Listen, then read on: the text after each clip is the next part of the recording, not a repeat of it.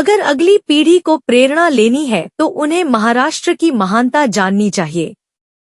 उन्हें महाराष्ट्र के गठन के बारे में जानना चाहिए। तापी नदी की घाटी में एक मानव कंकाल मिला था। यह इतिहास 9000 साल पहले परशुराम के समय का है। परशुराम ने इस भूमि को निर्जन कर दिया और इसे एक ब्राह्मण को दान कर अपना एक अलग राज्य, कोंकण राज्य बनाया। यह कोंकण बेल्ट पालघर से सूरत तक फैली हुई है। चिपलून के पास परशुराम का एक मंदिर है। इसे महेंद्रगिरी पर्वत कहा जाता है। इसे असली महाराष्ट्र कहा जाता है। जब रामायण में राम अपना असली चरित्र दिखाने के लिए 14 साल के लिए वनवास गए थे, हम पंचवटी के पवित्र स्थानों की पूजा करते हैं, जहां सीता का अपहरण किया गया था। यदि हम महाराष्ट्र को देखें तो विदर्भ आदि प्रांतों का निर्माण हुआ। जब तक हम युवा पीढ़ी को महाराष्ट्र की महानता के बारे में नहीं बताएंगे, तब तक वे महाराष्ट्र की महानता को नहीं समझ पाएंगे। आज जो इतिहास मौजूद है उसे सम्राट अशोक का इतिहास कहा जाता है।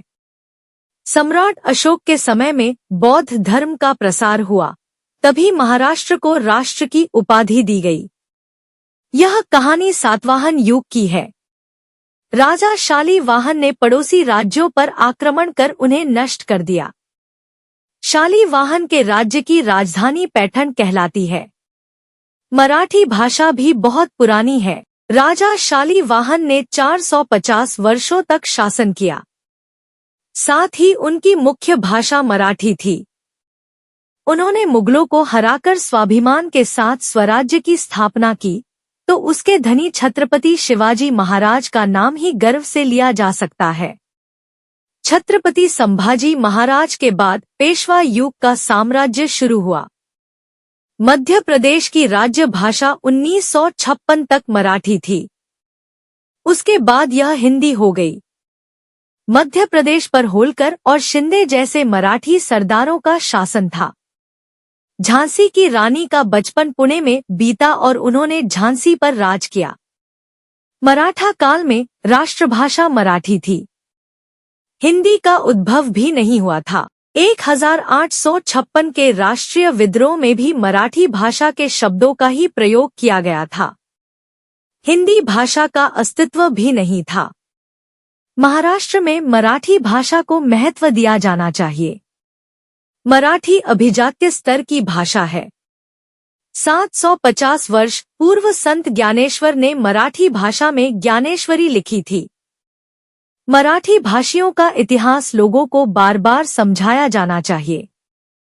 कार्ले और भजे गुफाओं, एकवीरा देवी की नक्काशी करते समय सोपारा के मराठी भाषियों द्वारा आर्थिक सहायता प्रदान की गई थी। भारतीय संघ की कोई राष्ट्रीय भाषा नहीं है। चूंकि मराठी को भारत की राष्ट्रीय भाषा के रूप में विश्वस्तरीय दर्जा मिल सकता है, इसलिए महाराष्ट्र में रहने वाले सभी लोगों को मराठी भाषा में निपुणता हासिल करनी चाहिए। त्याविषयी आणि मराठी भाषेविषयी सगळे अगदी मनापासून भरभरून बोलले। पुढच्या पिढीला जर तुम्हाला अगदी असं काहीतरी त्यांचा इंटरेस्ट जागवायचा असेल ना, तर त्यांना महाराष्ट्राची थोरवी कळली पाहिजे। आणि महाराष्ट्र हा ह्या 50, 60, 100, 300, 500 वर्षात घडलेला नाही आहे। महाराष्ट्राची जडणघडण जर बघितलं ना, तर जेव्हा ज्वालामुखीचा उद्रेक होत जेव्हा सह्याद्री पर्वताची जेव्हा निर्मिती झाली, तिथून सुरुवात केली पाहिजे। तेवढं मागे मी जाणार नाही। तरी पण तापी नदीच्या खोऱ्यामध्ये 3 लाख वर्षापूर्वीचा आदिमानवाचा सांगाडा सापडला, तेव्हा महाराष्ट्र होता। महाराष्ट्रामध्ये लोक राहत होती। 3 लाख वर्षाच्या गोष्टी करतोय मी, आणि कदाचित काहींचा त्यावर विश्वास बसणार नाही। मग आपण थोडंसं पुढे सरकूया। ऋग्वेदाच्या काळात म्हणजे अश्मयुगानंतर लोहयुगाच्या वेळेला ऋग्वेदामध्ये अपरांतक असा उच्चार आहे महाराष्ट्राचा। अपरांतक म्हणजे पश्चिमेकडचा देश, भारतामधला पश्चिमेकडचा देश अपरांतक असा ऋग्वेदकालीन उल्लेख आहे, तो हा महाराष्ट्र। त्याच्यानंतर जर आपण आलो तर परशुरामाच्या काळामध्ये म्हणजे साधारणतः 9000 वर्षापूर्वीचा हा इतिहास सांगतो मी। परशुरामांनी पूर्ण ही धरती निक्षत्रिय केली 21 वेळा, आणि मग ती एका ब्राह्मणाला दान करून स्वतःचं एक वेगळं राज्य निर्माण केलं, ते कोकण राज्य। आणि मग ते महेंद्र पर्वतावरती तपस्या करता निघून गेले.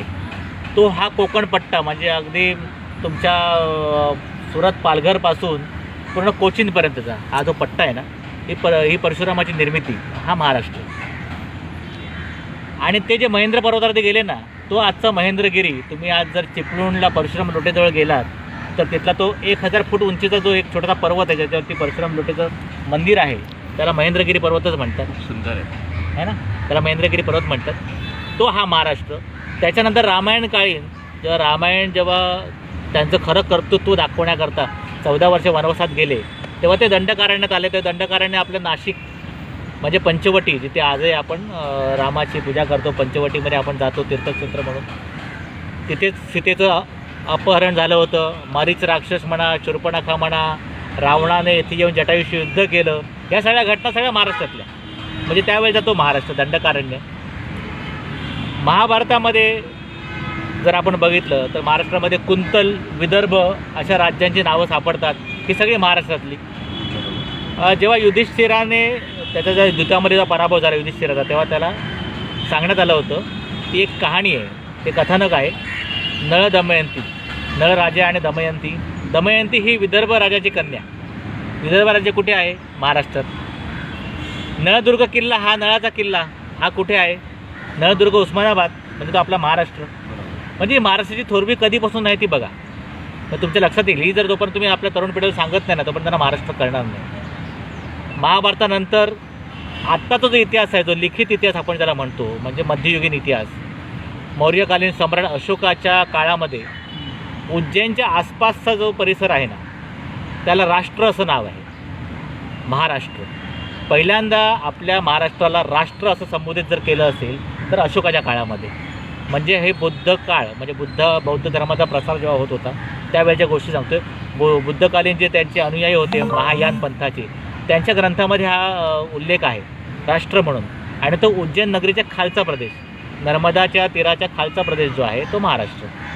म्हणजे त्यावेळी आपल्या राज्याला राष्ट्र असं होतं. आणि मला सांगायला अगदी म्हणजे खूप आनंद आणि अभिमान वाटतो की तुम्ही भारतातली सगळ्या राज्यांची नावं जरा तपासून पहा. केवळ एकमेव आमचं राज्य असं आहे ज्याला राष्ट्र म्हटलं जातं. केवळ आमचं राज्य असं आहे ज्याला राष्ट्र म्हटलं जातं. त्याच्यामध्ये देशभावना आहे, देशभक्ती आहे, राष्ट्रीयत्व आहे. बाकी कुठल्याही राज्याच्या नावामध्ये राष्ट्र हा शब्द नाही आहे. आणि तेव्हापासून महाराष्ट्राने आपल्या भारतवर्षावरती राज्य केलेलं आहे. अगदी तुम्हाला मी सातकर्णी, सातवाहन ज्या युगातला मी तुम्हाला गोष्ट सांगतो की सातवाहनाच्या याच्यामध्ये एक त्यांचा जो राजा होता शालिवाहन त्याचं नाव, त्याने खूप मोठा पराक्रम केला. शक आणि कुषाणांच्या ज्या होत होत्या स्वाऱ्या आपल्यावरती, म्हणजे आताचं युक्रेन, रशिया इथले शक आणि कुषाण यांचा बिमोड केला शालिवाहनाने. आणि त्यावेळेला जी लढाई झाली होती ती कुरुक्षेत्रात झाली होती. म्हणजे महाभारतकालीन पण कुरुक्षेत्र गाजलं, शालिवाहनच्या वेळेमध्ये पण कुरुक्षेत्र गाजलं, आणि नंतर पेशव्यांच्या पानिपतच्या वेळेला पण कुरुक्षेत्रच गाजलं. तर ते कुरुक्षेत्र महाराष्ट्रात ताब्यात होतं. शालिवाहन हा मराठी राजा, त्याची राजधानी ही प्रतिष्ठान म्हणजे आजचं पैठण, एकनाथ महाराजांचं पैठण, म्हणजे हा आपला मराठी राजा.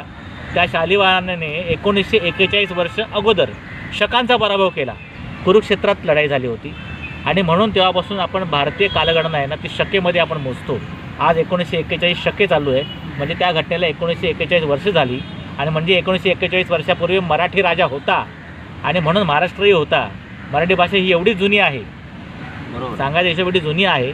आणि म्हणून मी तुम्हाला सांगतो की सातवाहनांचं जे राज्य आहे ना ते इसवी सन पूर्व 225 वर्ष आणि इसवी सनानंतर 225 वर्ष, 450 वर्ष सातवाहन शालिवाहन यांनी राज्य केलं आपल्यावरती. आणि हे मराठी राजा, भारतात सर्वात मोठं राज्य ह्यांचं. आणि तेव्हा त्यांची राष्ट्रभाषा होती ती महाराष्ट्रीय राष्ट्रभाषा, म्हणजे आताची मराठी राष्ट्रभाषा.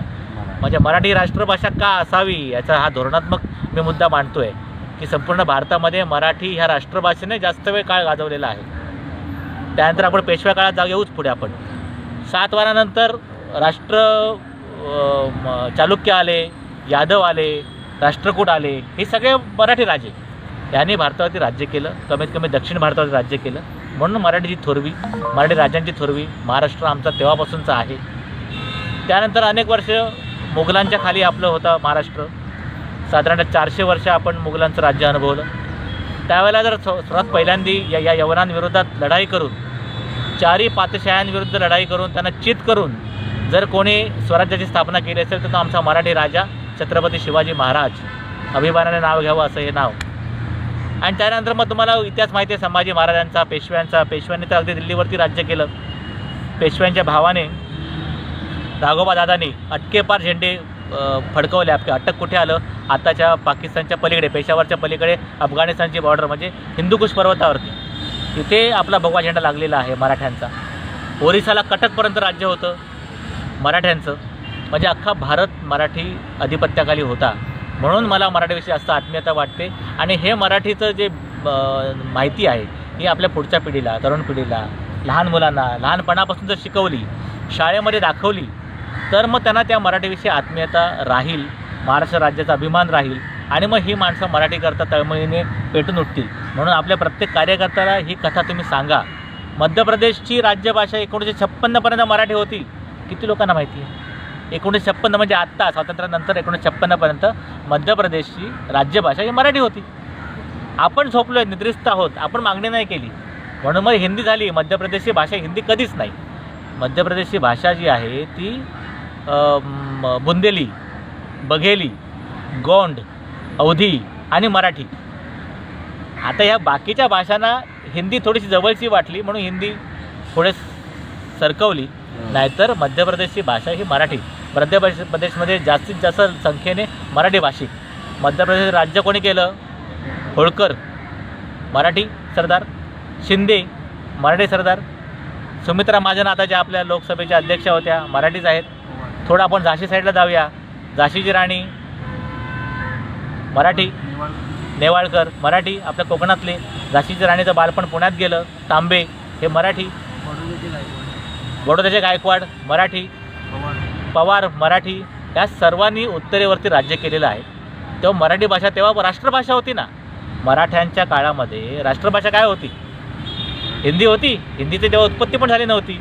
हिंदी हा शब्दच नव्हता हो. हिंदी भाषा हा शब्दच नव्हता. पेशव्यांच्या काळापर्यंत हिंदी भाषा शब्दप्रयोग सुरू झाला 150 वर्षापूर्वी. म्हणजे 1857च्या लढाईच्या वेळेला पण हिंदी भाषा हा शब्दप्रयोग नव्हता.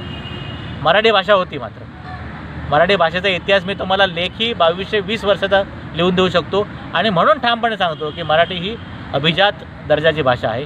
हिंदी नवी, एकदम नवी. हिंदीला 125 वर्षाचा पण इतिहास नाही. तुम्हाला जर विचारलं मी हिंदीचा एखादा जुना साहित्यिक सांगा, लेखक सांगा, तर तुम्ही अधिकाधिक प्रेमचंद मुंशीपर्यंत पोहोचता. त्याच्या अगोदरची हिंदी कोणाला माहिती आहे का हो? हिंदीचा इतिहास कोणी सांगावा मला. मी माझा इतिहास सांगतो ना, ज्ञानेश्वरांचा. मराठीत ज्ञानेश्वरी लिहिली, 750 वर्ष झाली. त्याच्या आधी चांगदेव, 1400 वर्ष चांगदेवांचं आयुष्य सांगतात. म्हणजे किती वर्षातून असेल सुद्धा. त्याच्या आधी चक्रधर. त्याच्या आधी मी म्हटलं की बौद्धकालीन म्हणजे इसवी सनापूर्वी जे ग्रंथ लिहिले आहे त्याच्यामध्ये मराठीचा उल्लेख आहे ना. त्याच्यामध्ये उज्जैन हे महाराष्ट्र किंवा राष्ट्र या भाषेमध्ये हा उल्लेख आहे. आपली कारल्याची जेव्हा लेणी कोरली गेली, पुण्याला लोणावळ्याच्या जवळ जे कारल्याची लेणी लागतात म्हणजे एकविरा देवी, लोक एकविरा म्हणतात, एकविरा आताची देवी. ही बुद्ध लेणी कोरण्याकरता पैसा लागला. हा पैसा दिला सोपाऱ्यातल्या धनिकाने, म्हणजे नाला सोपारा आताचं. म्हणजे हा मराठी भाषिकांचा इतिहास आहे. पण हा वारंवार लोकांना समजावून सांगितलं पाहिजे हो. आपणच आपला गौरव नाही सांगितलं लोकांना कसं कळणार? लोकांना मराठी म्हणजे काय, मराठीचा मोठेपणा काय हा कळला पाहिजे. तर हा आपण स्वतःहून तो आपलं तोंड उघडून लोकांना सांगितलं पाहिजे. सरकार शिकवणार नाही, पाठ्यपुस्तकात दिसणार नाही, इतिहासात सापडेल, बखरीत सापडेल, पुस्तकात सापडेल, कोकणाख्यानात सापडेल, ऋग्वेदात सापडलेला आहे. पण हा आपण लोकांना सांगितला पाहिजे. तर लोक ह्याचा अभ्यास करतील आणि मग ती आपली जी शान आहे ना ही दिसेल लोकांना. आणि तर लोक थोडीशी वचकतील आपल्याला. शेवटची जर मी सांगितलं ना, राष्ट्रभाषा. आज राष्ट्रभाषा नाही भारताला. भारतीय संघराज्याला राष्ट्रभाषा नाही. 22 राज्यभाषा आहे. पण शेवटची राष्ट्रभाषा कधीतरी असेल ना भारताला, ती कुठली होती?